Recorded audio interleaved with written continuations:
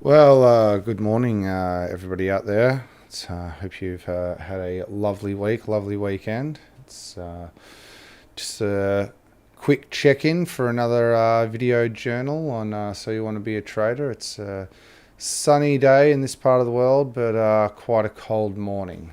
So off to do a few other things today, and we have finally got through the last of my method of testing for the stock indicators for the NNFX algo tester, which is nice. So before we get underway, a quick disclaimer: this is not personal or general financial advice at any of any type. Don't take any advice. We don't take any liability for anything that happens at the back end of it. So nice and quick, let's jump over to our desktop and just check our leaderboard for the trading game. Links in the description below for anyone that's not checking in. So mine's largely unchanged. I think I've entered a Bitcoin trade still in there, still waiting to see what's going to happen after there was quite a decent spike. It came back down, so I'm hoping that it spikes back up and yeah, start to get a little bit of a run on. Sophia, I think she might have made a little bit of money, a little bit, so making a few trades. Benjamino has been hustling, turned he's almost doubled his account again, so some high risk trades for Benjamino. We were talking to him last night, and he has obviously had a bit of a roller coaster of a time too. So good to see that he's back hot on the heels of Sophia. We'll see what happens in the next week. It'll be very interesting to see how we go. By all means, if anyone wants to join in, let us know. Okay, so over to our trading, and I made a couple of trades this morning.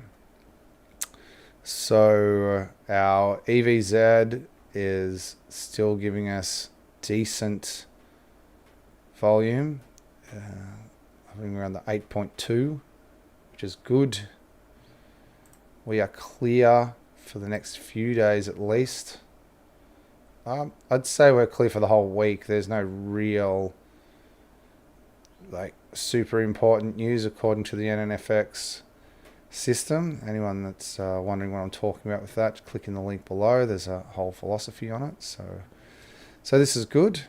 We'll jump over to the MT4, show you some of the what's happening at the moment. So we are in a Aussie Canadian and a New Zealand dollar US at the moment. There's New Zealand dollar US that triggered back here, so we are trading through this nice kind of downward slope on this one. So hopefully this runs for a little while. That'd be very good. We'll go to our Aussie Canadian too, and here is our signal here. So that was this morning. Got a nice bit of volume and everything like that too. This has been on a down slope for a little bit of a while too. So hopefully we get our ATR at the end of that. I don't think we made any more trades last week. 14th. Oof.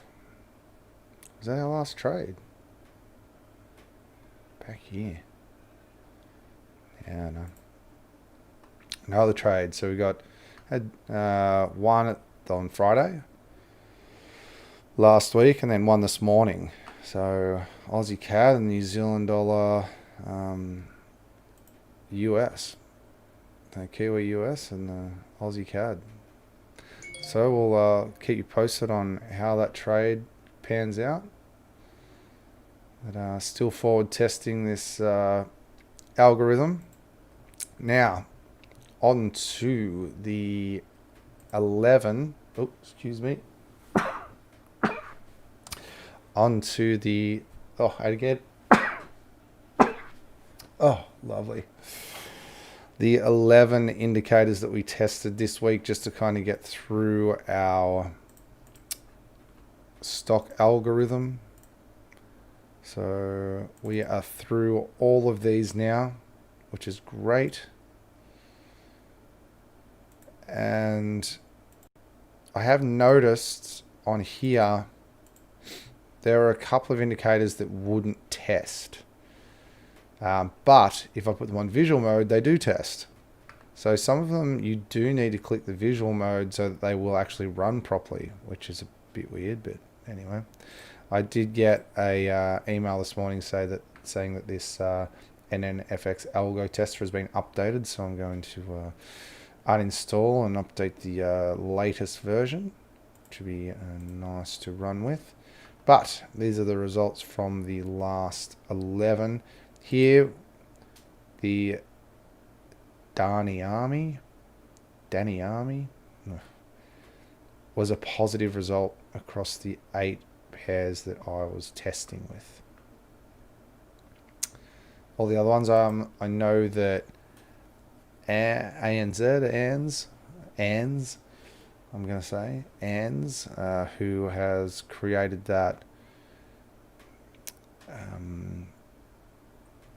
that auto kind of testing system, used solar wind and I think it was force index. He'd optimized them though, so solar winds was quite a quick indicator at 111, and force, so they're about the same speed, which was interesting. But the default testing on the solar wind was pretty unflattering. The force index, same. So quite interesting that the optimization obviously makes quite a big difference, because I think these two coupled together had a good result anyway. So this week coming, what we're wanting to do is actually build this optimizer that Ans has built. And I think there was a couple of videos ago where I actually linked his channel. So next week after I make this build, we will link his channel again. Great stuff. I've seen the Discords. Got quite a bit of activity too, which is nice. Been tagged, getting emails saying that I've been tagged. If you put at everybody, then everyone gets an email. So yeah, it's a little bit happening there. But yeah, that's the week that was. So interesting to see that this one I had 3 tests in the positive out of all of the stock ones on the default setting. So the Impulse MACD, Top Trend, and DANIAMI, and all the rest were pretty lackluster. And these ones here, like 352, 376, like you're looking at about the same speed. I think I did run through an algorithm where these two were coupled together. This one is the C1, this one is the C2, and it didn't really improve. So bit unfortunate with that. But we will keep pressing on. I'm looking forward to building this optimization machine, and yeah, going from there. So we ground through it.